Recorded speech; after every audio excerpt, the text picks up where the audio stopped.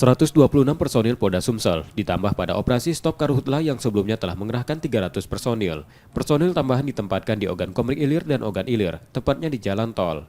Wakapolda Sumsel Brigjen Zulkarnain yang memimpin apel pelepasan menerangkan, penambahan personil karena kebakaran lahan yang terjadi di dekat jalan tol kian meluas. Hal itu juga sebagai upaya mempercepat pemadaman agar asap kebakaran tidak mengganggu jarak pandang yang dapat memicu terjadinya kecelakaan lalu lintas.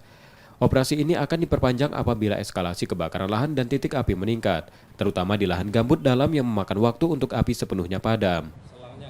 Jadi 126 personil, 4 AWC, beberapa mobil pemadam kebakaran, ini sumbangan dari Medco, dari Pertamina, Pusri, terus dari mana lagi?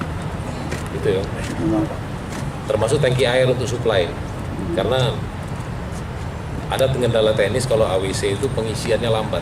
Jadi perlu suplai mobil tangki untuk mengisi.